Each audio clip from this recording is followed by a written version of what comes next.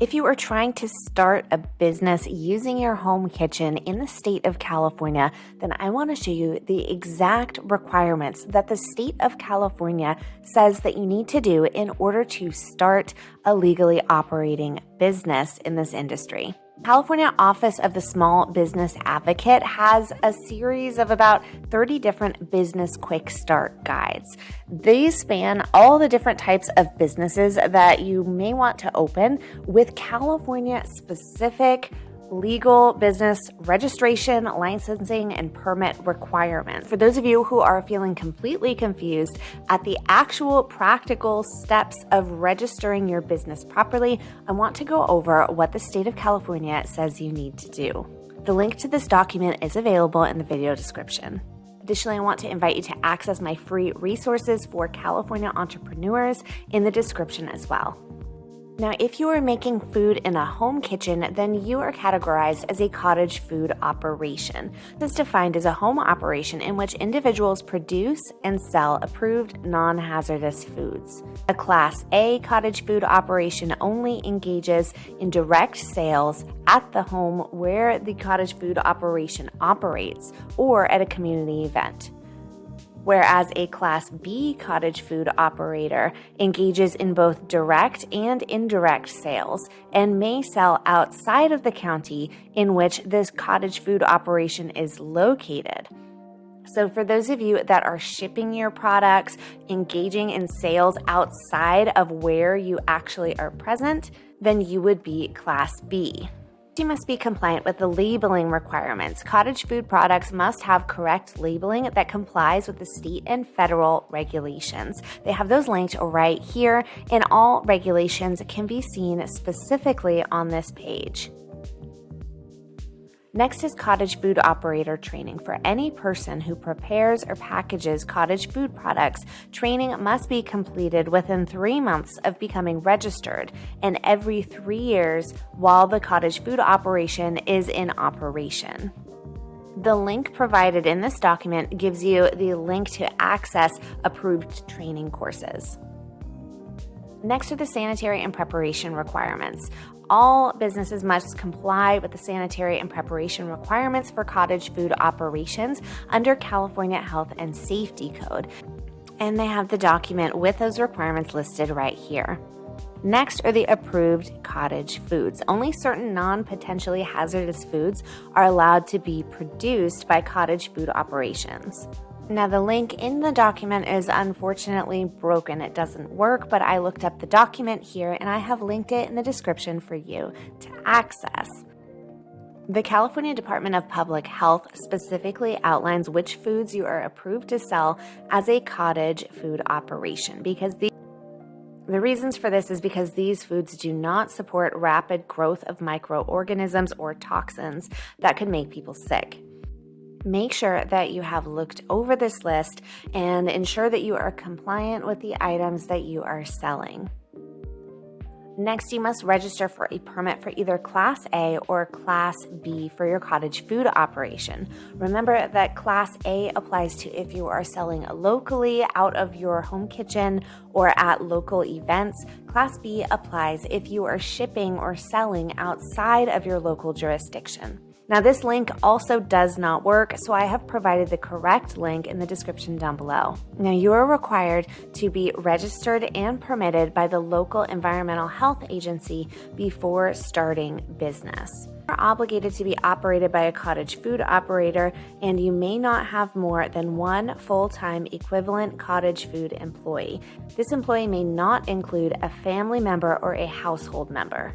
Class A and Class B registrations for a cottage food operation are going to be found and applied for through your county. Search your county name and either Class A or Class B cottage food registration in order to access the specific application and requirements for your location. The next requirement is that you must meet the gross annual sales limit. Cottage food operations are limited to having no more than $50,000 in gross annual sales in the calendar year. This means that your total number of sales dollars taken in from customers without any deductions cannot be higher than $50,000. Next, you will need to decide whether you will be an LLC, a limited liability company, or a sole proprietor. A sole proprietor is what you are automatically defaulted to when you start a business and does not require registration with the Secretary of State. A sole proprietor identifies the business and the business owner as one and the same. An LLC is a separate business entity. Your business is legally a separate entity.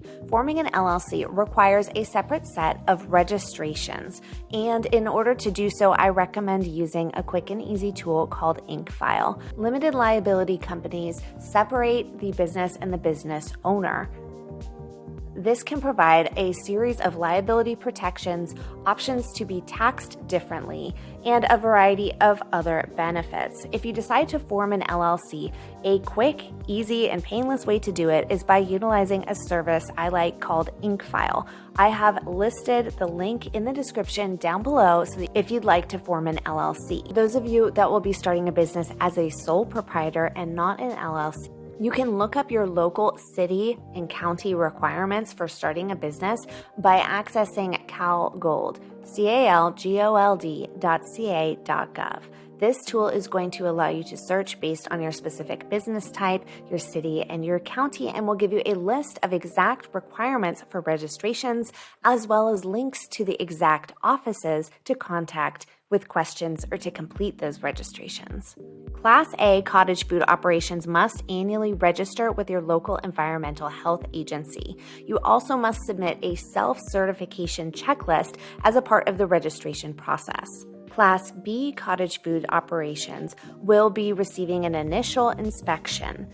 Class B cottage food operations will have an actual initial physical inspection of their space and then register and obtain an annual permit from their local environmental health agency. Next, you're going to be obligated to get a business license. This is also known in the state of California as a business tax certificate. Most local governments, but not all, are going to require this. CalGold will tell you exactly if your county requires this. Next is going to be zoning clearance. This is going to be where your city planning department tells you if your business activities are permitted in your specific location. Once again, access CalGold in order to find the office that you must contact. Next, if you're going to be building or creating modifications, then you may need to obtain building permits. Next is registering your fictitious business name, also known as a doing business as statement or a DBA. If you will be operating under anything other than your first and last legal name, then you will be required to file a fictitious business name statement. This is going to be done with your county clerk recorder's office. You can look on CalGold in order to locate the specific office to contact. If you need any help or advice, you can also contact your Small Business Development Center, and the link to locate a local one to you is available here. Next, you're going to need to obtain a seller's permit. If you're selling tangible goods, then you're going to need to obtain a seller's permit from the CDTFA. I have a full video that walks you through exactly how to do this. For those of you that will be purchasing wholesale items, you will need to access the resale certificate template here, which you will input your seller's permit information onto and then provide to wholesalers so that you yourself do not have to pay sales tax on your goods that are intended for resale.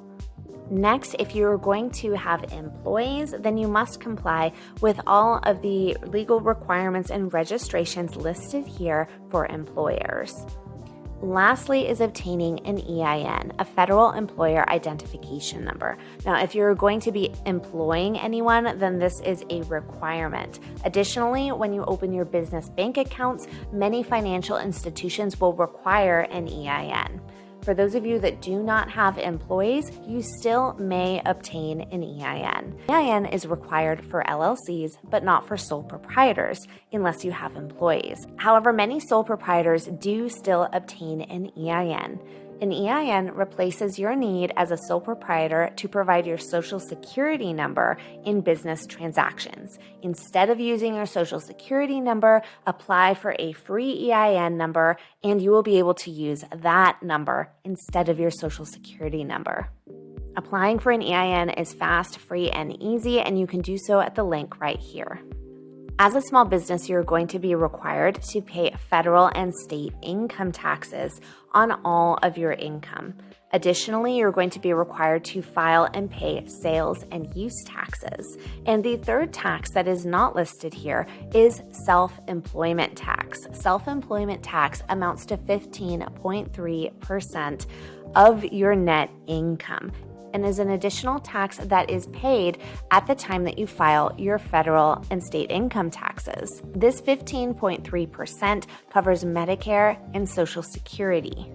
Okay, you guys, if you are starting a business in the state of California, I want to encourage you to also check out all of the tools and resources available in the California Entrepreneur Collective and get instant access to more help with starting and growing your business. The link to join is available in the description down below.